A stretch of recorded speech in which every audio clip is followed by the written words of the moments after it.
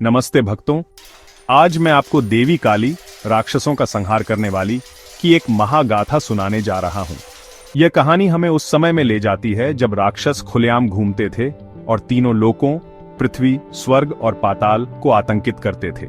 इन राक्षसों में दो विशेष रूप से भयानक थे, शुंभ और निशुंभ। उनके पास भगवान ब्रह्मा से एक शक्तिशाली वरदान था। कोई भी देवता, राक्षस या मनुष्य उन्हें नहीं मार सकता था। इस वरदान से शक्तिशाली होकर उन्होंने इंद्रलोक पर हमला किया और देवताओं को स्वर्ग से बाहर निकाल दिया। मदद के लिए बेताब देवता भगवान शिव और भगवान विष्णु के पास गए, लेकिन वरदान ने शुंभ और निशुंभ को इन शक्तिशाली देवताओं द्वारा भी मारे जाने से बचाया। इसलिए देवताओं ने सर्वोच्च शक्ति देवी आदिशक्ति की शरण ली। उनकी प्रार्थनाओं का उत्तर देते हुए देवी दुर्गा प्रकट हुई।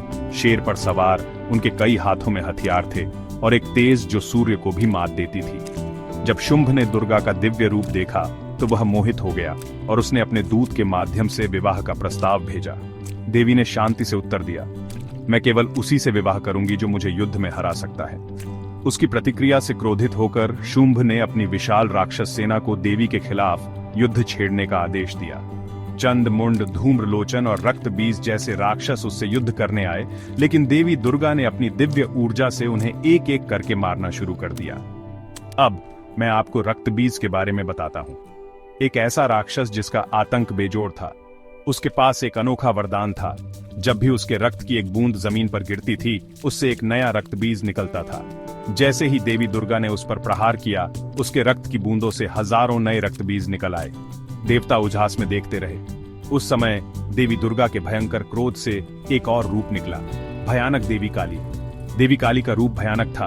उनकी त्वचा रात जैसी काली थी, उनकी जीभ बाहर निकली हुई थी, उन्होंने खोपड़ियों की माला पहनी हुई थी और उनकी आंखें क्रोध से जल रही थी। जैसे ही वह युद्ध के मैदान में उतरी, उन्होंने रक्तबीज राक्षसों को एक एक करके नष्ट करना शुरू कर दिया। जब भी वह रक्तबीज पर प्रहार करती, वह उसके रक्त को जमीन पर गिरने से पहले ही पी जाती, जिससे कोई नया राक्षस पैदा न हो सके। धीरे धीरे उसने सभी रक्तबीज क्लोनों का नाश कर दिया, लेकिन देवी काली का क्रोध असीम था। रक्तबीज का वध करने के बाद उसने अपना तांडव जारी रखा। विनाश का नृत्य, तांडव स्वयं दुनिया के लिए खतरा बन गई। चिंतित देवताओं ने भयंकर देवी को शांत करने के लिए भगवान शिव की मदद मांगी। भगवान शिव ने एक अनोखी योजना बनाई।